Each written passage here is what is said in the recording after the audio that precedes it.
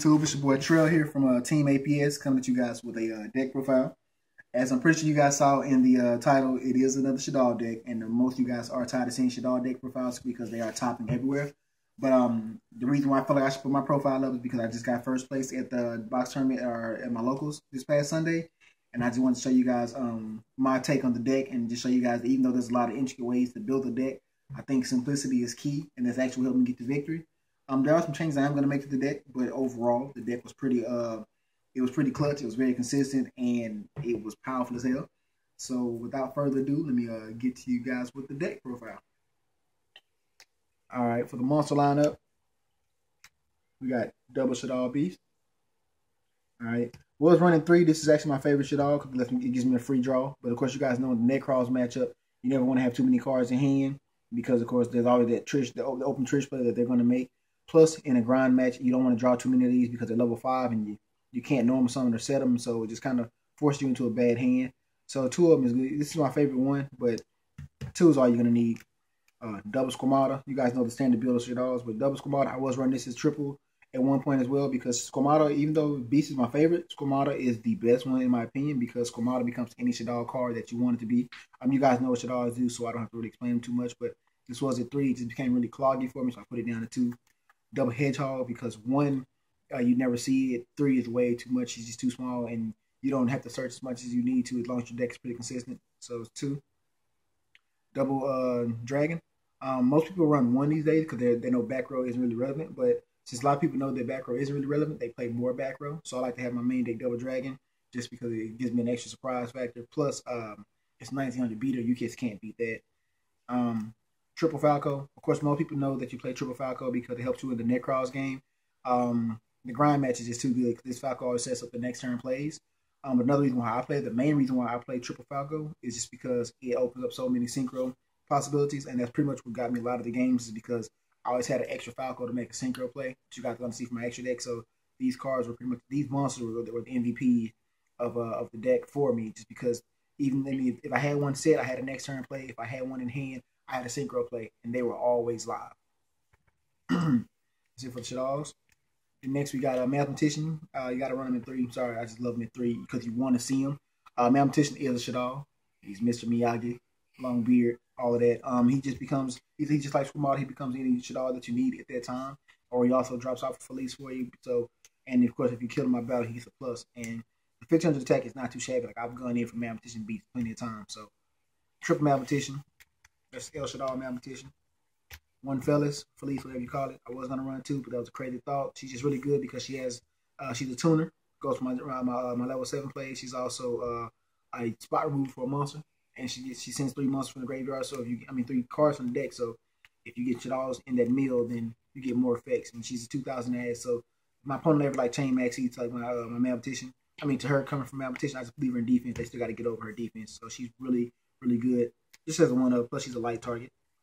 BLS is Shaddolls. You play lights, you play darks. Who wouldn't run it? Triple Effect Veiler. Hand traps were the MVP of the tournament for me. Because 1, Veiler's a light target. Veiler's also a tuner. Anything in my deck that's a tuner just is the livest thing ever. So they were tuners, and of course, it's Effect Veiler. They're hand traps, so they came in clutch. They caught my opponent off guard, especially if they're making big plays. You only use them on play that you need to stop. You don't just waste the Veiler. If you're going to use it, you're going to use it for a Shaddoll fusion, or you're going to use it on clutch plays. Other than that, nothing else in the deck can really, nothing else in anybody else's deck can really like cause you any problems. So, but you got to run triple because you want to see it. Double Maxi was running triple, but I'll put it down to 2 because a lot of times people don't spec summon as much as you want them to. Like if you're playing against Necros, sometimes they're only going to go for that 1 special, so that's just 1 draw. So it doesn't really do you any good. But some days they do spam out, and of course having this helped you out. Like I played against a Firefish player. Game 1 and Game 2, I drew Maxi, and he took Maxi challenge both times in both games. That's what helped me win and beat him. So you still want to play him. I would have played at 3. I did play it at 3, but they're too small. They really don't give you any advantage if your opponent doesn't special summon. But you play 2 of them at least because you do want to see them. They're still good cards. That's it for the monsters. We're at 21. For the spells, I did triple Shaddoll fusion, double El Shaddoll fusion, and the 1 Nelf. I was doing a triple of both of these, but of course, the Nelf she's in there just because it can change any Shaddoll monster to any attribute that you need it to be for that time. So if you got 2 darks, you can make a construct. You can make the water Shaddol, you can make the fire, you can make a Shekinaga, whatever you want. She's good, and actually all of them are live. Anytime I ever drew them against my opponent, each one of these cards is always live. Of course, this was an MVP, and this was my clutch card. That's just how Shaddolls play, and I like the ratio of 3, 2, and 1. I might put this down to 2 and put this to 3, but this worked out better because for some reason everybody always went to the extra deck against me, and they know I'm playing Shaddolls, so it just kind of like worked out in my favor. So 3, 2, and 1 is really good. Regeki because it's off the ban list. I'm gonna play it just because it's off the ban list. I mean, it's the format you got to play it. You don't have to, but it's Regeki. Foolish Burial. I mean, it's a free Shaddol. I mean, free anything you want it to be, anything. A light target in the graveyard for that BLS in your hand. Just anything you want to get out of the deck you don't want to draw into. It's free. I wasn't running it at first. A lot of people don't run it at all, but this card is just too good. Anything that's free for you, you got to run it. Book of Moon, just because it disrupts XYZ plays, it protects your monsters from things that are like that target and anything like that. It's just a freebie. I mean, I needed more monster disruption, more play disruption, and so I put the Book of Moon back in. I made the one Defusion. Defusion is just really good because one, if I'm playing against somebody who likes to go in the Dark Law, I can get rid of that. In the game one, the mirror match, this is really good because I can get rid of their construct, their window, whatever's in my way. Also, it helps me out on my end because I can go into a construct, attack, defuse. The other two monsters come back to the field and I can attack again. And if I brought construct out off Shaddoll Fusion, I can go defusion, attack, and then L Shaddoll Fusion, push for an OTK. Also, it's another card that helps me make my opponent miss target. So if they use a card that tries to target anything like that, I can defuse out. My fusion no longer there to be for it to pose a threat to, and I got 2 other monsters on field with live effects. So it's really good main deck, and no one ever expected. Last 2 spells, double MST. Like I said, we're in a format where there's not a lot of back row. With that being said, everybody who plays a lot of back row knows that most people don't main MSTs because they know there's not a lot of back rows, with Necros being the biggest and the hardest matchups. But that's why I main these 2, because a lot of people like to main Floodgates because they know they're not going to see MSTs to game 2, especially playing against a deck like mine. Or BA or something like that. So I went ahead and main 2, and this actually worked out in my favor because a lot of times they never saw it coming. So they would disrupt a lot of plays, a lot of setups, 10 keys, a lot of like Imperial Iron Walls, skill drains, soul drains, things like that. Game 1 because they did not expect me to run this in game 1 in the main deck. So worked out great. Also for the traps, very standard. I actually had more traps, but I cut it down. Double Sinister, triple's very cloggy and it's kind of slow. Traps in general for this kind of deck is slow. A double Sinister just for those disruptive plays. 1 core. I had core at 2. Core is extremely slow. And I didn't need and since I had enough Shaddol, main reason I was running double core is to make the water Shaddol grow. But since I had enough Shaddol, I took that out, second core out, and just left this at 1. And to be honest, most of the time when I use core, I use it for synchro. I mean, cause I use that. I can use core with Falco for Star Eater. Use core with a Vetter, make Leo. So core is actually with my synchro MVP. Vanities because you got to play. I was playing Christia, took Christia out because Christia doesn't help me against a lot of main deck. I was like playing against Firefish. Christia does nothing for me. They're just gonna bear pop. So instead, I rather just Vanities Emptiness, and because I can change to whatever. Ring because it's spot removal, and then double Call the Hunted because of course we play Shaddolls, and a lot of times you run out of monsters in your deck. So this means I always have a Shaddol monster that I can play to use my Shaddol fusion. I got fusion in my extra deck, but no Shaddol monsters to use with. So this is all back, and this also helped me bring out stuff that was in the way. They try to special summon. I can Call the Hunter to the window. I can Call the Hunter construct. Construct gets her effect on special summon. I can Call the Hunter BLS back once it's been special summoned properly. So these cards are just they put in so much work as far as in the grind factor and for the surprise factor, and they help me push for a lot of OTKs as well. That's it for the main deck. It's 40 cards even. It was 41. I was able to cut it down to 40. Worked out perfectly. Now for the extra deck, you guys know Shaddol extra deck pretty standard. Castell and X-Ton, these are the only 2 Xyz I play.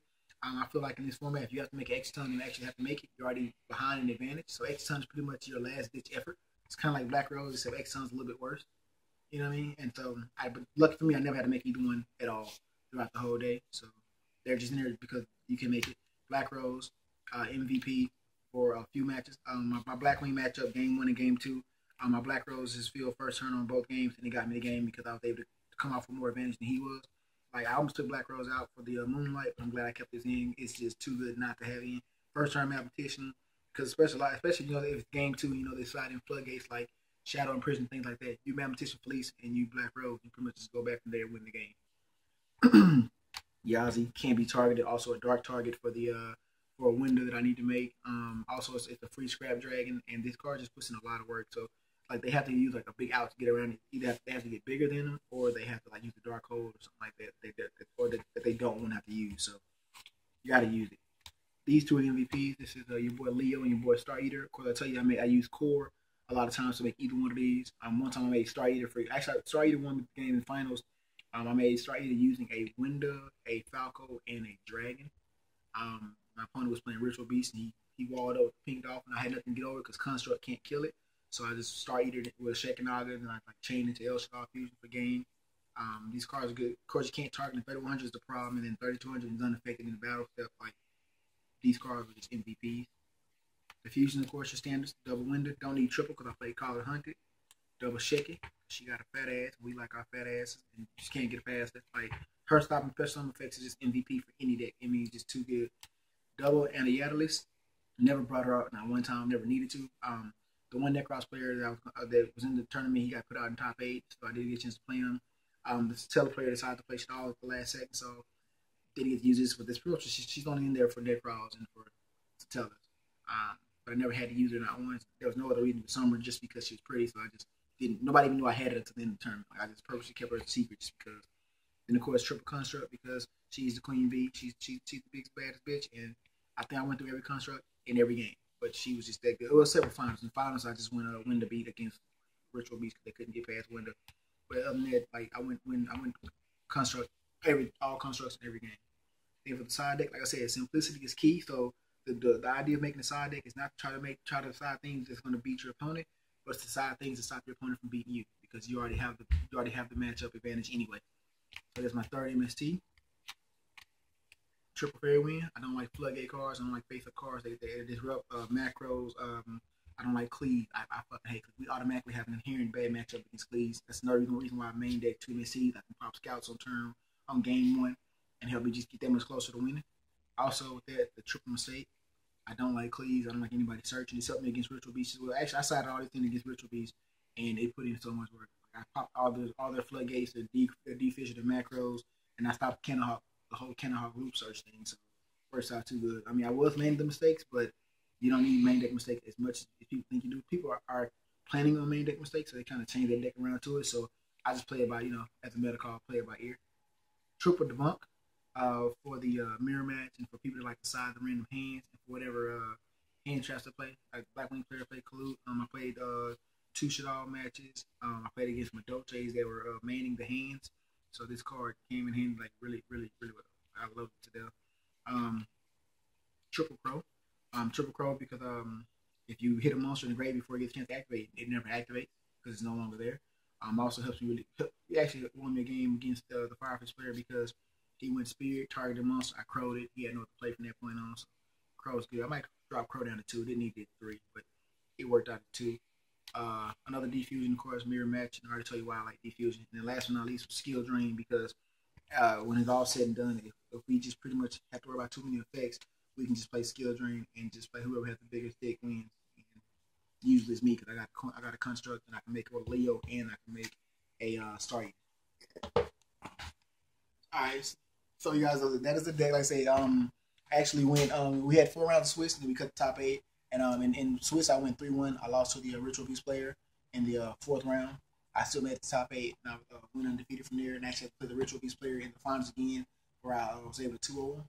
And that's actually what got me the game. Like, I know you guys don't want to see a lot of Shaddoll deck profiles, like I said, but I feel like I should put this one up just because it's like I said, it's very simple. It's standard, and the way this format is going, it seems like the more complex the deck, the more it seems to be doing better. I just want to show everybody that my deck is not complex at all. It's very simple and it's straight to the point, and you only use what you need.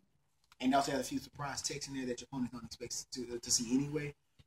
With that being said, I think it's just a little more consistent, a lot better than the other decks that we've been seeing topping because it's easier to side in and out, and it's also hard for your opponent to get a feel of your game plan because your deck is so simple to the point that once you go to side, they don't know what they're so busy trying to stop you that they end up hurting themselves. So, like I said, as always, it's your boy Trell, Team APS. Shout out to my cameraman back here, your boy David. You guys should be looking for more videos from us throughout the summer, and as always, peace.